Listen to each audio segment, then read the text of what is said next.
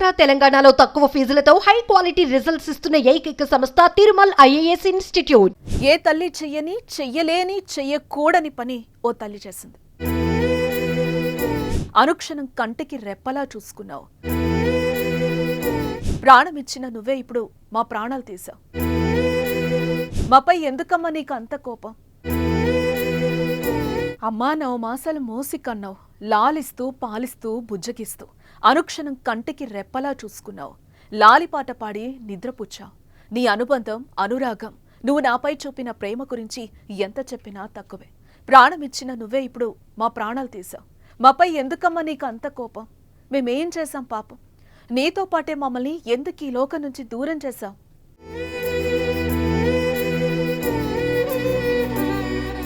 విజయవాడలో screw bridge వద్ద వాగులో తల్లి తోసేసిన ఇద్దరి ముక్కుపచ్చలారని పిల్లల ఆత్మక్షోభ ఇది.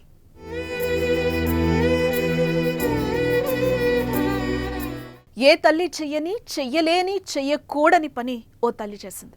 జీవితంలో వచ్చిన కష్టాలకు పిల్లలను బలి చేసింది.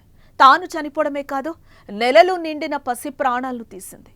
సృష్టిలో అమ్మను మించిన దైవం లేదు. ఆ తల్లి పంచిన ప్రేమకు మించి ఎవరూ ప్రేమను పంచలేరు. కనేం చేస్తాం? ఈ తల్లికొచ్చిన కష్టానికి, కుటుంబ కలహాలకు ఆ పిల్లలు బలయ్యారు. ఈ హృదయ విదారకర ఘటన ఇప్పుడు ప్రతి ఒక్కరిని కన్నీరు పెట్టిస్తోంది. అసలు ఆ తల్లి తీసుకున్న కఠిన నిర్ణయం వెనుక కారణమేంటి? అంత కష్టం ఏమొచ్చింది?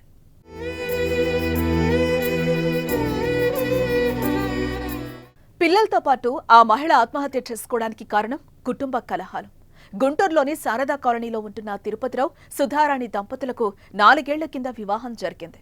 వీరికి అనుబంధానికి గుర్తుగా 2 కుమార్తెలున్నారు. జాస్వి వయసు 18 నెలలు కాగా, బ్లెస్సీ వయసు 4 నెలలు. పిల్లలంటే సుధారాణికి ప్రాణం, సర్వస్వం వారే.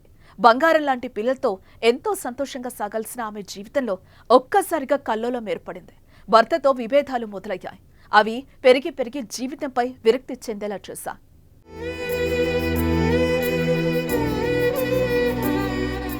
సెప్టెంబర్ 28 శనివారం రాత్రి మరోసారి తిరుపతిరావు, సుధారాణి మధ్య గొడవకు దిగారు. దీంతో కృష్ణలంక వద్ద కళానగర్లో ఉంటున్న తిరుపతిరావు అన్నయ్య కోటేశ్వరరావుకు తెలిసి భార్యాభర్తల మధ్య ఉన్న వివాదాన్ని సర్ది చెప్పడానికి వారిని విజయవాడకు పిలిపించారు. ఆదివారం ఉదయం కోటేశ్వరరావు ఊరు వెళ్లాడు. తర్వాత కాసేపటికే తిరుపతిరావు బయటకు వెళ్లాడు. ఆ తర్వాత సుధారాణి తన 2 పిల్లలతో కలిసి వెండి సర్కిల్ వద్ద ఉన్న స్క్రూ బ్రిడ్జ్ దగ్గరకు చేరుకుంది. అక్కడి నుంచి బందరు కాల్వలోకి దూకేసింది. వారిని కాపాడేందుకు స్థానికులు ప్రయత్నించినా ఫలితం దక్కలేదు. చిన్న కుమార్తె బ్లేసీ మృతదేహం కనిపించగా సుధారాణి, జాస్వి ఆచూకీ సోమవారం ఉదయం వరకు లభించలేదు. వారి కోసం ఎన్డీఆర్ఎఫ్ బృందాలు గాలిస్తున్నాయి.